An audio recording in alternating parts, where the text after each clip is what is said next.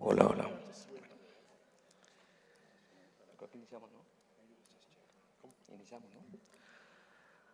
Bueno, buenas tardes para todos y todas. Queremos agradecerles su presencia el día de hoy. En nombre de la Federación Latinoamericana de Facultades de Comunicación Social, cabeza de su presidente Juan Fernando Muñoz Uribe, y como uno de los objetivos que tenemos dentro de FELAFACS es precisamente generar esos puentes de la investigación en comunicación entre el norte y el sur globales, generar esos diálogos. En primera instancia, antes de presentarlos, quiero agradecerles a cada uno de los invitados. Vemos que es un panel bastante nutrido.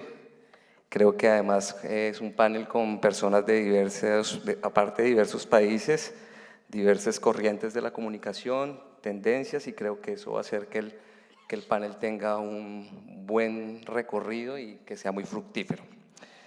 La Academia Latinoamericana, representante del Sur Global, como saben, cada vez más necesita generar precisamente estos diálogos de forma horizontal con otras tradiciones académicas, que le permita tener mayor presencia en las grandes discusiones que sobre el campo de la comunicación se están dando en el mundo. Si bien en la región latinoamericana se llevan a cabo importantes miradas sobre el campo, cada vez más se siente la necesidad de generar un análisis con mayor rigor teórico y, por supuesto, metodológico, que trascienda en los contextos locales y permita una reflexión profunda desde el continente. Es por ello que FELAFACS propone en este congreso un panel que permita generar esos diálogos sobre los puentes que se deben y pueden trazar entre el norte y el sur global, a partir de un análisis de escenarios como la producción intelectual y científica, las tendencias y desafíos de la investigación, el desarrollo teórico del campo de la comunicación, el trabajo en red, y que serán, por supuesto, los ejes de esta discusión. Quiero pues contarles rápidamente quiénes nos acompañan el día de hoy. Arranco pues, inicio con el profesor Toby Miller. Muchas gracias, profesor Toby, por acompañarnos. Científico social interdisciplinario, con áreas de concentración que incluye los estudios culturales y de medios, autor de varios libros, numerosos artículos, comentarista en diversos programas en temas políticos en todo el mundo. Si bien nació en Inglaterra, ya parece también colombiano, ya es visitante de la Universidad del Norte en Barranquilla, y adicional a eso, pues también es profesor en Estados Unidos y en Gales. Seguimos ahora con el profesor Gabriel Kaplun. Profesor Gabriel, muchas gracias por estar acá. Hoy estuvimos precisamente escuchándolo en su intervención frente a esas nuevas corrientes, y bueno, yo creo que esto hace parte de esta discusión. El profesor Kaplun es educador y comunicador, magíster en educación, candidato a doctor en estudios culturales, docente, investigador, profesor adjunto de la licenciatura en Ciencias de la Comunicación de la Universidad de la República de Uruguay. Además, ha sido también una persona que ha tenido una presencia importante gremial en asociaciones como ALAIC, y ha trabajado en diversas organizaciones no gubernamentales y ha trabajado mucho el tema de lo comunitario y lo popular. Continuamos con el profesor Jesús Antonio Arroyave, una de las cuotas colombianas, director del, hasta hace poco, el único doctorado en comunicación en el país, doctor en comunicación de la Universidad de Miami, magíster en educación de la Universidad del Norte, además tiene un máster en estudios de la comunicación y la información, y también es profesor de la Universidad del Norte a tiempo completo. Se desempeñó además como vicepresidente de la Asociación Colombiana de Facultades de Comunicación, AFACOM. A mi izquierda, nuestro presidente, Juan Fernando Muñoz, profesor titular de la Facultad de Comunicación Social de la Pontificia Universidad Bolivariana. Fue su director de programa durante 4 años de dicho programa, tiene una especialización en gerencia de la comunicación organizacional y más de 23 años trabajando en medios, en docencia y en periodismo. Muchas gracias, profesor Juan, pues, por brindarnos la posibilidad de generar este espacio. Nuestra mujer que brilla en nuestro panel, y además una de los referentes que nos dijo acertadamente el profesor Omar Rincón, gracias a sus aportes en todos los estudios de comunicación, la profesora María Inmaculata Vasallo de López. Es un honor tenerla acá en nuestro panel. Gracias por todos los aportes que ha hecho también a la formación de comunicadores, y FELAFACS, que es uno de los escenarios que debe impulsar eso, está muy contento con su participación. La profesora María Inmaculata tiene una graduación en Ciencias Sociales de la Universidad de Sao Paulo, tiene una maestría y doctorado en Ciencias de la Comunicación de la misma institución, postdoctorado en la Universidad de Florencia, Italia, profesora titular de la Escuela de Comunicaciones y Artes de la Universidad de Sao Paulo. Adicional a eso, ahorita nos comentaba que preside y está al frente de la única organización iberoamericana en comunicación. Ha sido también coordinadora del Observatorio Iberoamericano de la Ficción Televisiva, presidente también del OITEL en Brasil, y ha tenido una fuerte presencia en todo el tema gremial en organizaciones dedicadas a la comunicación. Profesor Daniel Hallin, muchas gracias por estar en este panel. El profesor es profesor de la Facultad de Comunicación de la Universidad de California en San Diego, tiene un PhD en Ciencias Políticas de la misma institución, en Berkeley, miembro de la Comisión de Prensa de American Institution of Democracy, tiene su libro Wake Up Keep America en la cima del mundo, el periodismo televisivo y la esfera pública, y su libro Comparking Media System, 3 modelos de medios y política, que hizo en coautoría con Pablo Monsini, ha ganado varios premios importantes y ha sido traducido a más de 9 idiomas. Muchas gracias por acompañarnos hoy aquí, profesor Daniel. El profesor Rodrigo Araya Campos, nuestra cuota del Cono Sur, licenciado en Comunicación y periodista de la Universidad de Chile, candidato a doctor en estudios latinoamericanos por la Universidad de Santiago de Chile, profesor de la Escuela de Periodismo de la Pontificia Universidad Católica de Valparaíso, en donde más adelante pues hablaremos del próximo encuentro de nuestra federación en esta universidad. Dirige un diplomado virtual en gestión cultural de la Pontificia Universidad Católica de Chile y ha trabajado en áreas de comunicación y cultura, gestión cultural y periodismo de colonización. Y quien les habla, Rafael González, durante 3 años pues, fui presidente de AFACOM, actualmente director titular de la Federación Latinoamericana de los Países Andinos de la región andina y actualmente becario del doctorado en comunicación de la Universidad del Norte. Bueno, yo creo, como veníamos hablando con nuestros panelistas, esto va a ser algo muy conversado, vamos a tener 3 ejes rectores. El primero va a ser tendencias y desafíos de la investigación en el campo teórico y en el campo teórico de la comunicación. El segundo eje va a ser la producción intelectual y científica en comunicación y el tercer eje es la importancia de la articulación gremial y el trabajo en red. La idea es que como somos un panel bastante numeroso, vamos a tener un máximo de 3 minutos por panelista para contestar. Yo les voy a agradecer que tratemos de ser muy juiciosos y rigurosos con el tiempo para que nos alcance en 1 hora que podamos agotar esta primera etapa y tengamos una media hora para preguntas del público y reflexiones que salgan a partir de las intervenciones. Entonces, sin más preámbulos, las preguntas, quiero decirles que al final, por favor, si quieren ir formulando preguntas, las pueden ir escribiendo y más adelante alguien de logística se encargará de recepcionarlas para que las podamos filtrar por temáticas y en ese orden de ideas mirar cómo cada uno de los profesores que responda a las inquietudes que surjan. Entonces, iniciamos el panel con el primer bloque que estará dedicado a reflexionar sobre las tendencias y desafíos de la investigación y el campo teórico del campo de la comunicación. Y vamos a iniciar con nuestra dama del panel, la profesora María Inmaculata. Desde hace varios años usted ha venido trabajando el tema de la investigación en el campo de la comunicación. Varios libros lo confirman, el último que desarrolló dedicado a la metodología y las prácticas académicas. Quisiera que desde todas estas experiencias nos dijera cuál ha sido la tendencia de la investigación del campo de la comunicación y qué desafío tenemos en Latinoamérica que permita generar diálogos con otros continentes.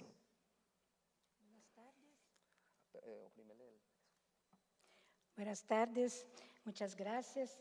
Primero a FELAFAX por la invitación y creo que este tipo de reunión siempre tiene semillas. Creo que esto que vamos a intentar dejar y agradezco también la participación de todos ustedes ahí en el auditorio. Muy grande para, quién sabe, poderíamos ter esse conversatório em lugar mais pequeno. Pero, claro que eu posso falar de mi país, ¿no? y bueno, el Brasil es continental, es algo y con muchas diferencias, con muchas desigualdades y hoy absolutamente una crisis inimaginable, ¿no? Pero es un paradojo porque además de la crisis y que esto se refleja en fondos para la investigación, claro, ¿no? Dificultades de hacer investigación. Yo creo que puedo dar un diseño del campo de la comunicación en Brasil como algo muy, muy alentador en el sentido de una grande expansión de la investigación. Esta investigación es que se ubica en los posgrados, en los doctorados y en las maestrías. Y que tenemos de facto un proceso de alargamiento de estos centros de investigación, primero que era reducida en una parte apenas del país más que era más el sudeste, ¿no? São Paulo, Río, ¿no? Brasilia, bueno, Minas Gerais, y ahora hay como una descentralización regional para todas las regiones del país. Es claro que no están todos estos programas donde está la investigación en el mismo plano. Creo que ahí debemos hacer referencia a una política pública que es de un organismo en Brasil que se llama CAPES, ¿no? Que es exactamente una coordinadoría para la enseñanza de los recursos humanos en las universidades. Pero este organismo ha implantado en Brasil como un sistema nacional de posgrado y con una evaluación de facto muy seria y hasta muy rígida. Programas o facultades que querem abrir suas maestrias ou seus doutorados não é apresentar um plano de trabalho, de estudos e já. Não. Há, de facto, um largo processo de se preparar, maturar, incluso com aqui se chamam os cursos de especialidades, como dizem, el posgrado, el lato sensu, tienen un nombre para los diplomados. Diplomaturas, especializaciones, o sea, esto no es posgrado para nosotros, es el grado estricto sensu. Entonces, esto es ya un dato muy confiable en el sentido que allá en Pará, ¿no? En Amazonas, lugares muy distantes, está como se formando un centro de investigación. Esto es importante porque, claro, todos tienen que tener doctorado, tienen que ser doctores para implantar eso. Eso significa que la investigación, y es muy importante, va a se voltar para el local. Y la cuestión del local ahora es muy importante de estar refletido en la investigación, que se hace en Amazonas, que se hace en Pará, que se hace en Pernambuco, que se hace en Bahía, que se hace en Goiás, que se hace en Rio Grande do Sul, en São Paulo, etc. Entonces, este es un dato muy nuevo, yo creo, y después, todas las dificultades que tienen, más que se debe enfrentar. ¿Cómo? Participar de gremios, participar de asociaciones, ¿no? Participar de congresos internacionales. La cuestión de la internacionalización está colocada. Y claro que aquí pensamos que podemos hablar un poco después, la cuestión de la calidad de esa investigación. Claro que tiene diferencias en todo el país, ¿no? Incluso con los objetos, los fenómenos comunicacionales que hoy estamos discutindo em Brasil, estamos investigando. Então, como uma primeira, esse é meu tempo. Sim. E quem sabe, né, iniciei falando paradoxo. Brasil, crise econômica, principalmente política, e de investigação vai bem. Vale, Não sei se gracias. os colegas aqui estão, concordo com esta minha visão, pero... Bueno, eso nos da pie para la intervención de nuestro siguiente panelista, que incluso hizo precisamente un análisis en torno al proceso de paz en Colombia y también relacionado con el Brexit en Gran Bretaña, en un evento que hizo en la FACOM. Entonces, profesor Toby Miller, me gustaría entonces que nos dijera, frente a la respuesta que nos daba la profesora María Inmaculata, qué elementos de la investigación en comunicación se resaltan en Latinoamérica frente a los escenarios que se presentan en el norte global y qué retos o desafíos hay en el campo de la investigación, ya en el campo de la teoría de la comunicación. Gracias, Rafael, y gracias a todos por estar acá y por tolerar la calidad de mi castellano, ¿no? Entonces, sí, es la verdad que en el año pasado, en 2016, fue estos dos plebiscitos controversiales y complicados. Uno acá en Colombia sobre la paz, el otro en Gran Bretaña sobre la decisión de permanencia o salida de la UE, de la Unión de Europa. Y fue un desafío a los expertos en, por ejemplo, opinión pública sobre todo, ¿no? Porque los expertos estaban diciendo, no, es claro que vamos a ver una votación en favor de sí en Colombia y en favor de no, o sea, en favor de la permanencia en Gran Bretaña. Pero los resultados estuvieron a la vuelta, ¿no? Entonces, ¿por qué? Hay muchas razones y, por supuesto, no estoy recreando el discurso sobre estos dos plebiscitos revolucionarios, digamos, pero los resultados nos muestran que hay cuestiones claves sobre como diferencias regionales, diferencias educativas, diferencias climáticas, sobre todo aquí en Colombia, diferencias religiosas, ¿no? Por ejemplo, el rol de los protestantes evangélicos colombianos, ¿no? En la decisión votar no. Y bueno, en términos de lo que podemos aprender desde estos resultados en nuestros campos de comunicación y todas sus subdivisiones disciplinarias, creo que necesitamos combinar en una mezcla lo que son las áreas muy poderosas, muy ponentes, de hecho, del conocimiento latinoamericano. O sea, necesitamos economía política, no solo como opinión pública, pero diferencias claves a la base económica del poder a través de estos países para entender el mapa de opinión. Necesitamos también etnografía al nivel muy pequeño y al nivel grande sobre las experiencias cotidianas, ¿no?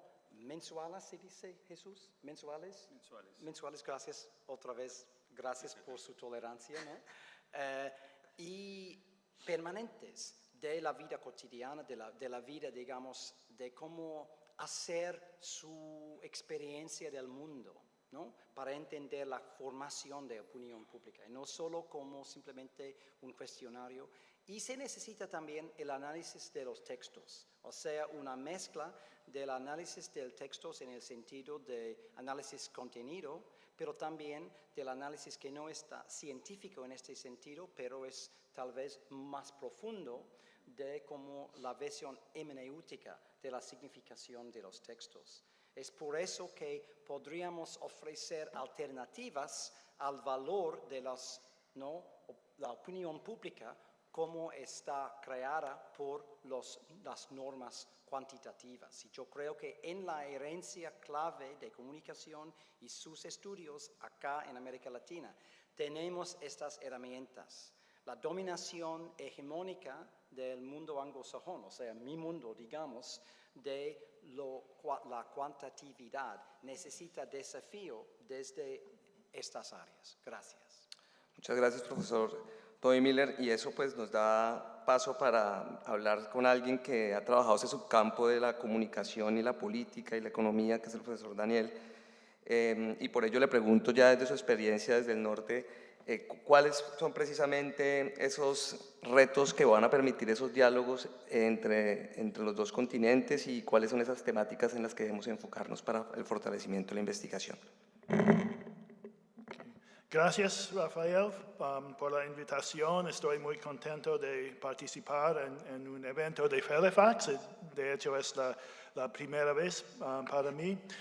Yo creo que vivimos en una época muy vibrante en el campo de comunicación, en donde hay un nivel de intercambio académico global sin precedente. En años recientes he conocido tantos investigadores procedentes de diversos países del sur, países no postcoloniales, frecuentemente investigadores jóvenes, multilingües, fluentes en las metodologías y teorías corrientes al nivel global.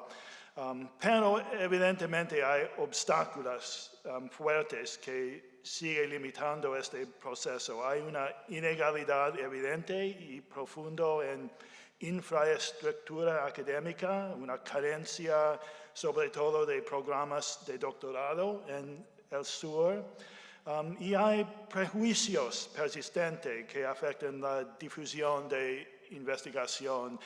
Muchas revistas me mandan trabajos sobre diversos países del sur, dado la utilización de mi libro Comparing Media Systems en muchas investigaciones, y siempre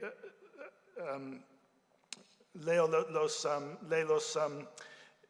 comentarios de otros revisores, y yo creo que cuando hay una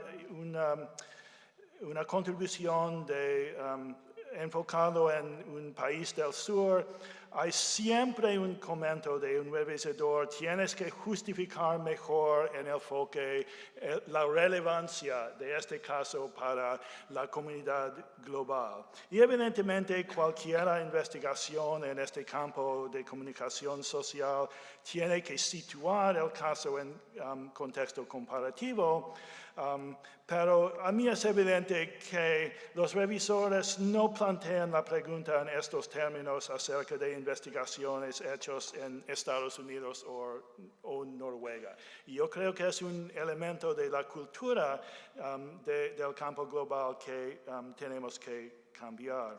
Pero lo que quiero destacar, lo más importante es que lo que necesitamos,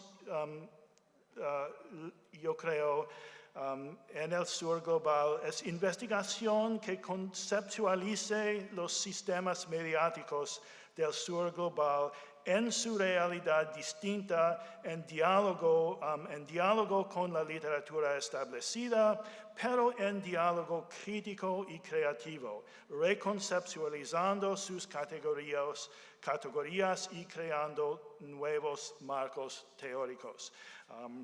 Yo creo que la cultura académica en América Latina en particular está cambiando.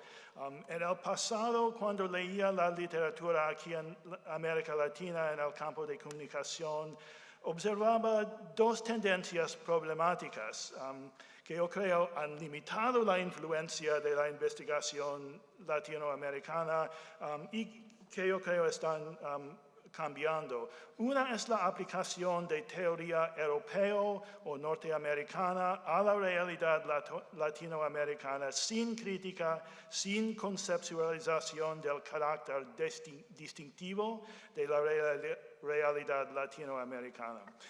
Y la otra es una combinación de teoría de alto nivel, frecuentemente muy sofisticado y original, con análisis empírico muy descriptivo, sin ligas sistemáticas entre teoría y análisis empírico. Lo que faltaba era teoría de nivel media, radicada en análisis empírico de casos específicos. Y yo voy a hablar un poco más a continuación sobre cómo crear este tipo de teoría a nivel media. Muchas gracias, profesor. Bueno, yo creo que es recurrente que dentro de las intervenciones se habla de la importancia del proceso de formación posgradual. Y con esto quiero darle la palabra al profesor Jesús Arroyave, como les decía, director del doctorado de comunicación que hay en estos momentos en nuestro país. Precisamente entra un análisis de que cómo estamos en Latinoamérica en el tema de relación, formación posgradual, investigación. Nos estamos solamente generando diálogos entre nosotros y no con los otros hemisferios, y esa articulación desde los posgrados como es.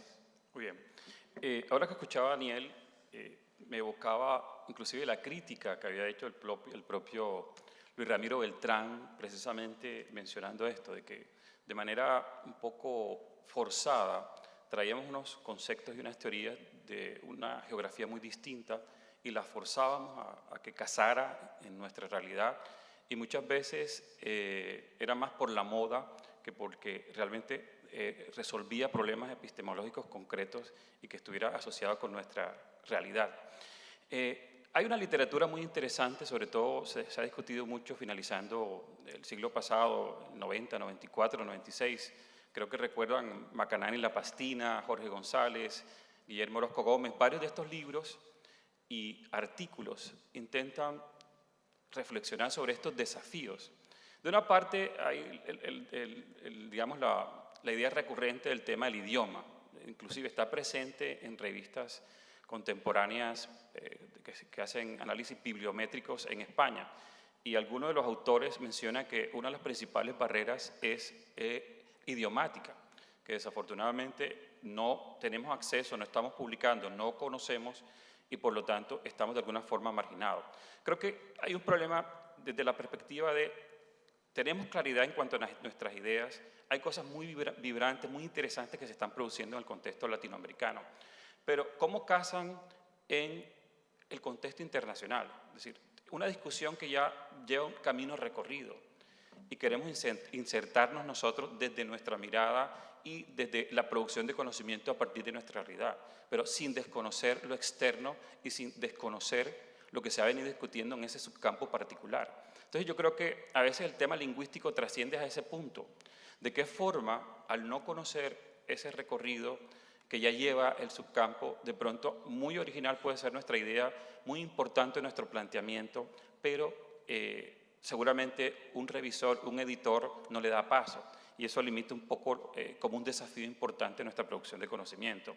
Estos autores que he mencionado, estoy pensando en Macanán y la Pastina, ese estudio del 94, ya mencionaba la metodología como una de las principales desafíos, un poco haciendo eco a la idea que acaba de mencionar Dan sobre utilizar de pronto teorías muy de corte filosóficos, muy de corte trascendentales y que de pronto se explica a nivel macro, pero no nos permite aterrizarlas a un nivel concreto, real, práctico, en donde se pueda llevar a cabo de pronto una comprobación empírica, desde cualquier perspectiva, cualitativa o cuantitativa, de eso que queremos avanzar en el conocimiento.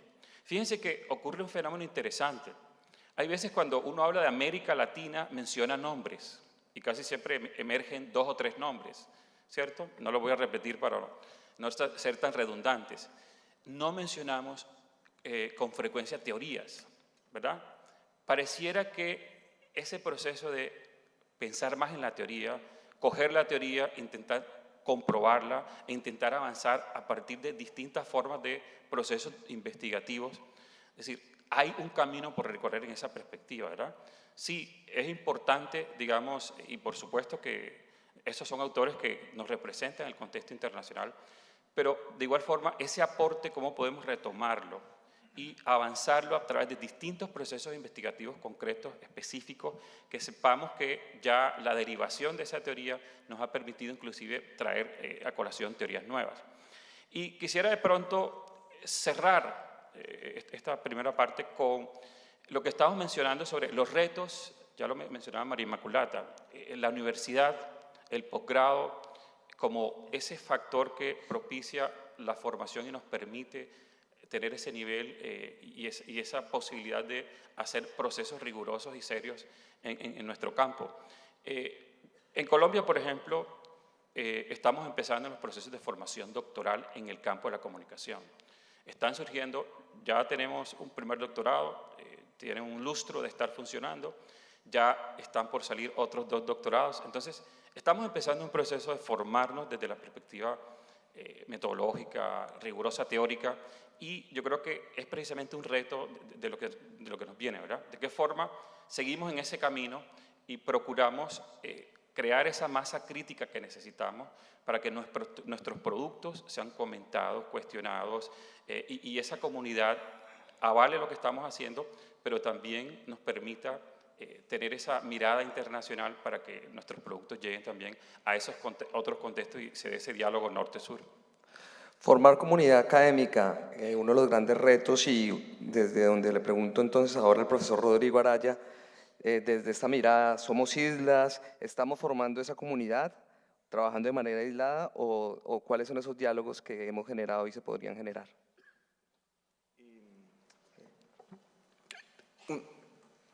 Un segundo para una curiosidad. Quería saber cómo me veía. 3 minutos, 3 ideas. Una, a propósito de lo que se viene discutiendo, el diálogo sur global, norte global. Tengo la sensación que una cuestión que está bastante pendiente es el diálogo intrasur global. Si no es porque María Inmaculata habla o de frentón español o portuñol, ¿cuántos de los que estamos en América Latina, que estamos en América del Sur, podríamos hablar con los brasileros? ¿Cuántos de nosotros hablamos portugués? ¿Qué sabemos de las tradiciones africanas, de lo que allí se está estudiando? ¿Con quiénes conversamos? ¿Con quiénes dialogamos? De los profesores africanos que tienen temas muy, muy similares a los nuestros. De India nos llegó los subalternos, ¿no? Chakrabarti, Spivak, y eso porque fue traducido. Pero ¿qué tipo de diálogos hemos tenido ahí? ¿Cuánto participan acá? ¿Cuánto vamos nosotros para allá? Etcétera. Entonces, para poder tener el diálogo con el norte global, tengo la sensación que uno de los temas es fortalecer en términos nuestros el diálogo intra-sur global. Segunda cuestión, si vamos a entrar en lógica de diálogo intercultural, una de las cuestiones que tenemos que hacer es tener claridad respecto a nuestra propia tradición. Y quiero proponer una hipótesis. En América Latina existe la Escuela Latinoamericana de Comunicación. Hemos estado aquí, Jesús ya lo decía, sabemos quiénes son los padres fundadores, podemos tener algunas discusiones sobre las tradiciones, etc. Pero la Escuela Latinoamericana existe. Pero mi impresión, y esta es la hipótesis, es que mucha de la investigación que realizan los latinoamericanos sobre América Latina se realiza con otros marcos teóricos y sin mayor consideración, o sin darle, por los motivos que sean, ¿no? Un lugar importante en la investigación a autores latinoamericanos. Creo que allí hay que hacerse la pregunta, ¿qué pasa? ¿Cuál es el lugar, cuál es la relevancia que estamos teniendo, que le estamos dando a la Escuela Latinoamericana de Comunicación? Porque estos marcos teóricos, que son muy interesantes, no serán suficientemente fuertes. Y una tercera cuestión, si vamos a dialogar con el norte global, una cuestión interesante desde mi perspectiva es saber que, a propósito de la falta de doctorados en el sur global, hay muchas universidades en el norte global que siguen siendo las formadoras de los policymakers latinoamericanos. Lo que alcanzo a ver en el público desde aquí, pero está Mauro, se me olvida tu apellido, disculpa Mauro, que trabaja en Estados Unidos, está Jairo, que trabaja en el Reino Unido, y por lo tanto incluso podemos aprovechar la presencia de profesores latinoamericanos que están participando en los procesos de formación de latinoamericanos en el norte global para que luego vengan a trabajar como policymakers al sur global. Y en el diálogo, una cuestión que tal vez podría ser interesante, ¿no? Es conversar con estos profesores latinoamericanos, pero también con los profesores del norte global, y saber qué han aprendido de sus estudiantes del sur global. y también saber qué prevenciones tienen ellos como formadores en el norte global cuando les corresponde formar policymakers para el sur global. Porque uno de los riesgos que se corre, estoy recordando el paper de un profesor africano, no me gusta hablar de África como si fuera un país, preferiría saber de qué país de África es y no decir África como si fuera una sola cosa, donde este profesor sostenía, que es una cuestión que me parece interesante para discutir, que los doctores africanos formados en el norte global, cuando regresan a África, son vistos por algunos profesores del norte global como informantes claves debido a la especialización que adquirieron gracias a su doctorado. Y por lo tanto son personas que le van a levantar muchos datos, le van a entregar muchos datos, van a aplicar muchos instrumentos y luego van a devolver toda esa información al norte global que le va a servir a ese profesor del norte global para luego terminar de validar su teoría y reinyectarla en el sur global. Y claro, es probable que este tipo de diálogo se esté dando, ¿no? Lo que nos contaba Daniel Hallin de lo que él ha apreciado y lo que ha visto en los países latinoamericanos. Pero hay que hacerse también la pregunta, ¿qué tipo de diálogo estamos teniendo? ¿Y qué estamos aprendiendo ambas partes? ¿Y cuáles son las prevenciones cuando nuestros policymakers se forman en esos otros países? Vale, muchas gracias. Me da pena, pues, que piensa uno que pasa este papelito sin que nadie se da cuenta, pero termina todo el público dándose cuenta. Bueno, vamos a cerrar entonces con Gabriel.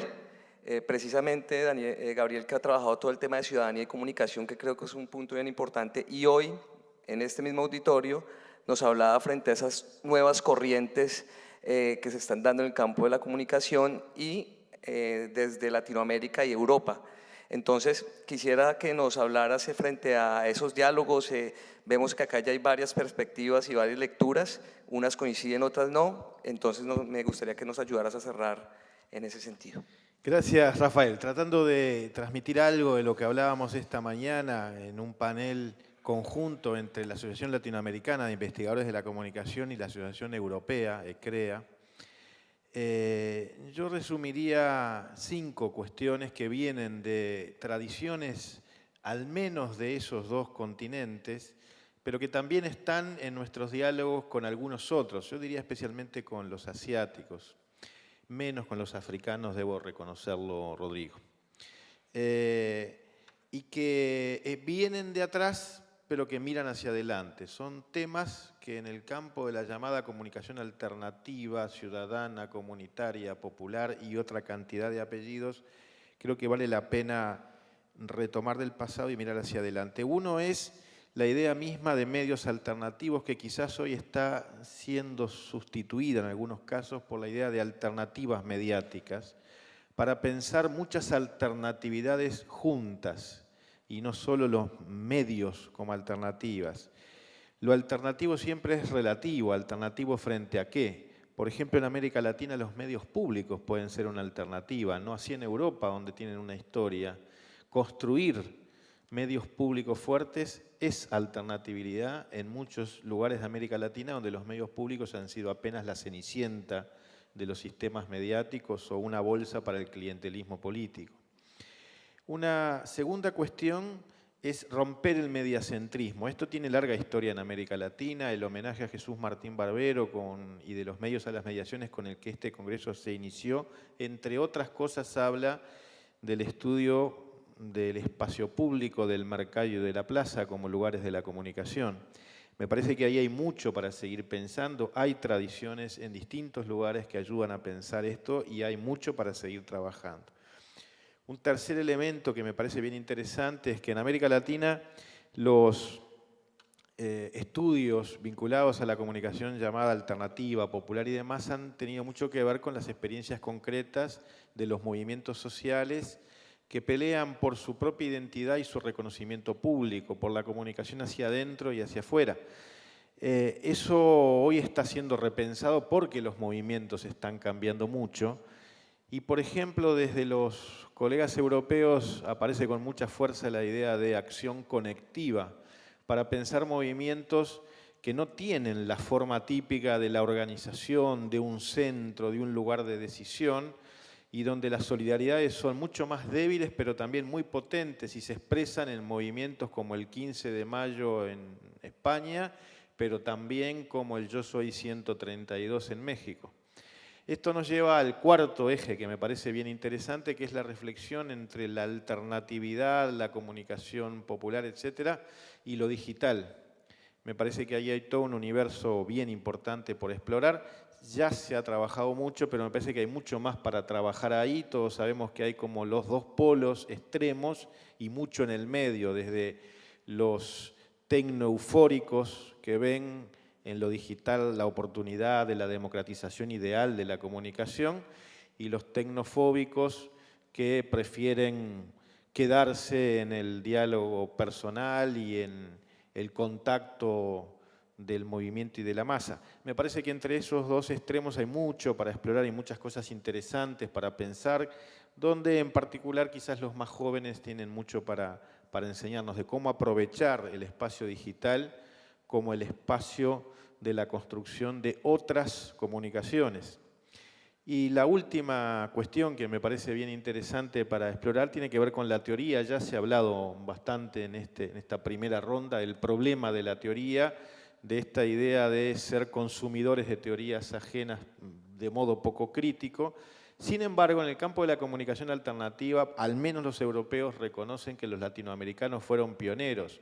Es cierto que más pioneros de construcción de acción que de teoría, pero también hay mucha elaboración teórica propia, nacida aquí, pero lo que sí ha habido, y acá vuelve el problema de la traducción, es muy poca lectura común, muy poco punto de convergencia, muy pocas traducciones. Salvo Paulo Freire, nadie ha leído a nadie, de ningún lado, de otra parte del mundo. Y hay que reconocer de todas maneras el papel de Freire, que curiosamente o no curiosamente no es un comunicador, pero que en el campo de la comunicación, y sobre todo en este campo de la comunicación ciudadana, alternativa, etcétera, es una referencia ineludible. Y si ustedes recorren las mesas de IAMCIER desde hace muchos años, yo estoy hace muchos años vinculado a IAMCIER, van a ver que es la única referencia casi unánime, pero en cambio otras cosas no. Aquí ha estado muy presente Nick Caldry, por ejemplo, que los latinoamericanos, como no lo han traducido o por lo que sea, ni sabemos que existe y lo venimos a escuchar acá, pero que es una referencia en ese campo desde el lado europeo. Me parece que ahí hay mucho entonces para trabajar, y coincido, trabajar críticamente desde el norte y el sur global. Gracias.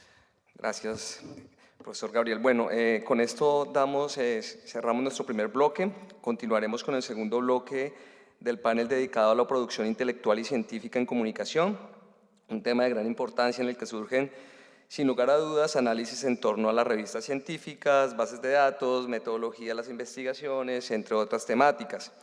Y quiero iniciar entonces con el profesor Jesús Arroyave.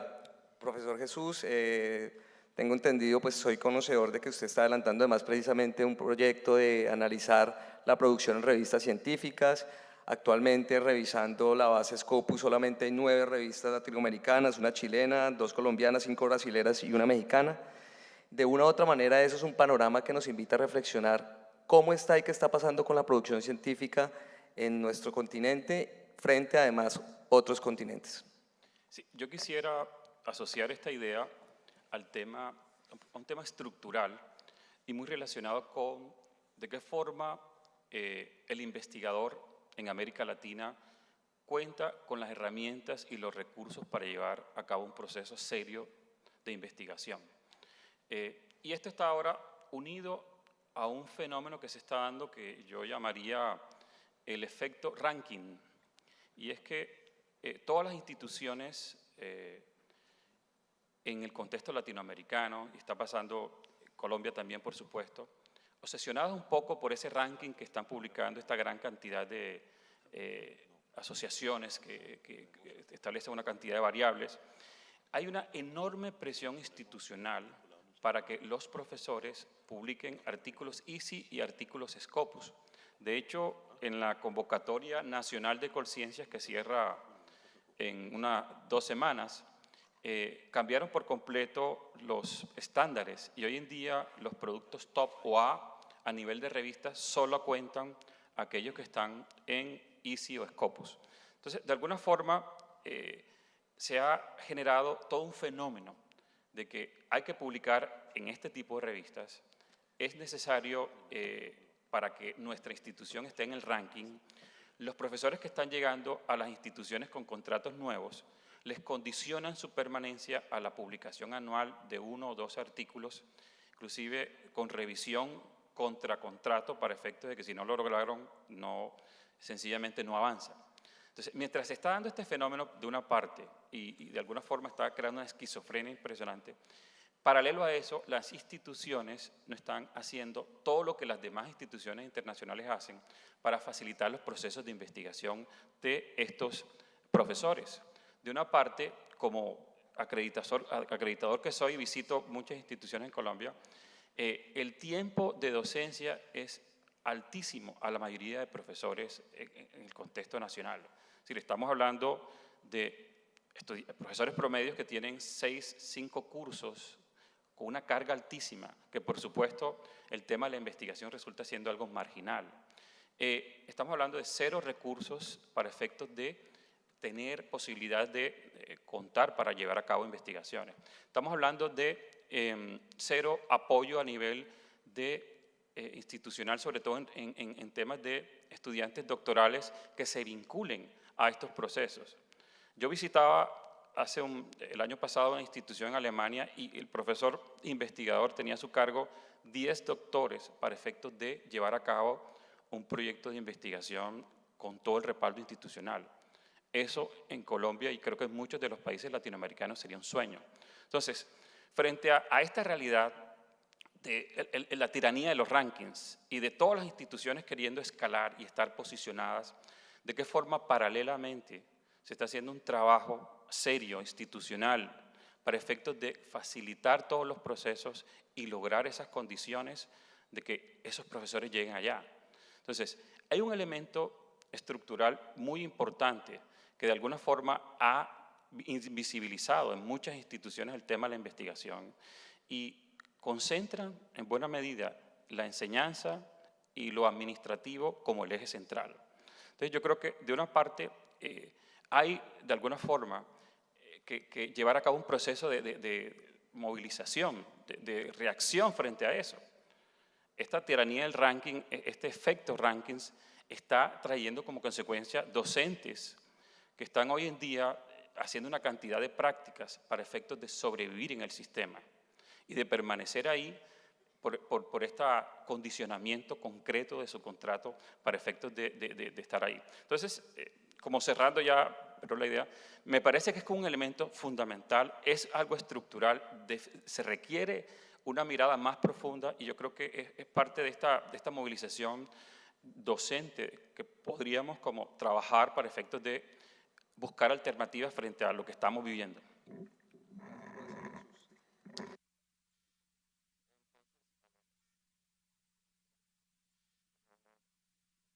Hola, ya.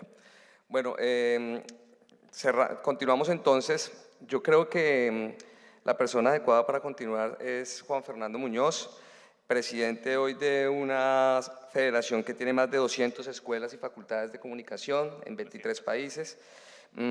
Adicional a eso, tengo entendido que durante este año has participado en diversos eventos académicos de diversos continentes, de diversos países, que permiten que tengas una lectura de cómo se está reflexionando este tipo de temáticas pues desde cada uno de sus contextos. FELAFACS además tiene hoy una de las revistas más tradicionales en comunicación, que es la revista Diálogos, que de una u otra manera ha venido generando importantes reflexiones en torno al campo de la comunicación. Entonces, ¿cuál puede ser ese reto entonces precisamente frente a la producción? ¿Cuál es esa ruta que podemos tener y más desde una postura como FELAFACS? Buenas tardes a todos. Primero que todo, gracias a ANSIAR por abrirnos este espacio en esta conferencia 2017, a ustedes por la participación y asistencia de esta sesión especial de la Federación Latinoamericana de Facultades de Comunicación Social. Escuchando a todos nuestros ilustres invitados a esta sesión especial, yo me permitiría hacer como un cierre del primer eje que había planteado Rafael y por eso le había pedido como que iniciara Jesús con esa intervención para poderlos interconectar. Creo que paradójicamente somos o estamos preocupados por la comunicación, pero tenemos serias dificultades de comunicación, de conocimiento y de reconocimiento, regional, intrarregional e internacional. No nos estamos poniendo de acuerdo, no estamos haciendo acciones en común, que es la comunicación. Y estamos haciendo unos esfuerzos indecibles, bastante sorprendentes, pero que a la hora de la verdad podrían aportar a otras regiones, podrían aportar a otras instituciones que de forma similar están haciendo también un esfuerzo, podrían aportar a instituciones universitarias de todo el mundo, pero que a veces es un diálogo de sordos. Es decir, no estamos intentando la interacción a veces pareciera ser más de forma, pero de fondo los esfuerzos no se están haciendo. Por eso es tan importante que retomemos y recojamos un poco las intervenciones de todos los expertos. Yo creo que en la medida en que todos participemos, y no es una participación solamente de nuestras instituciones, sino desde la individualidad, es decir, desde el investigador, desde el profesor, desde el comunicador, desde el periodista, esto nos va a permitir y va a coadyuvar a que realmente hagamos un ejercicio articulado. Es imposible pensar que en estas épocas en que las redes de comunicación desde el punto de vista tecnológico nos pueden superar esa dificultad que generó instituciones y organizaciones tan históricas como IANCIAR o FELAFAX, que lleva tantos años, más de 3 décadas, desde 1981 se constituyó y no había internet. Todo era por cruce de cartas, los eventos era difícil asistir, había muchas dificultades. La profesora María Inmaculata, recogiendo un poco la historia de FELAFAX, por allá revivía fotografías y cartas, y cruce de cartas con el primer presidente que tuvo FELAFAX, y uno decía y se sorprendía cómo era posible que se comunicaran. Y yo creo que eso fue lo que permitió que a nuestros padres fundadores, de lo que decía Rodrigo, que en efecto hay una escuela latinoamericana, pudieran presentar sus apuestas cognitivas, investigativas, teóricas, conceptuales. Hoy tenemos más teóricos, hoy tenemos más posibilidades investigativas, hoy tenemos más recursos, hoy hay mayores posibilidades de interacción. Entonces, ¿qué está ocurriendo? Yo pensaría que en ese sentido debemos establecer una determinación por recuperar esos esfuerzos investigativos, retomar a Mario Kaplún, aquí está Gabriel, su hijo, que tantos aportes dio a la comunicación, Valerio Fuensalida, el chileno, Jesús Martín Barbero, Daniel Prieto Castillo, el argentino, Raúl Fuente Navarro, México, Néstor García Canclini, Guillermo Orozco Gómez, Márquez de Melo, Luis Ramiro Beltrán. Señalo a la profesora María Inmaculata porque ha sido una seguidora y una fans de primera fila de Márquez de Melo, y tenemos que hacerle reconocimiento a Márquez de Melo por toda la aportación que ha hecho a esa escuela latinoamericana. Pero es que hoy hay más teóricos, hoy tenemos más investigadores en nuestras escuelas de comunicación. ¿Y qué está pasando con ellos? Estamos en un mar donde nos estamos invisibilizando, pese a que tenemos la herramienta tecnológica, y ahí es donde hay el llamado de FELAFAX para que participemos de esos canales, no solamente de la federación, sino de ANCIAR, de las asociaciones y de las entidades brasileras, de las asociaciones iberoamericanas.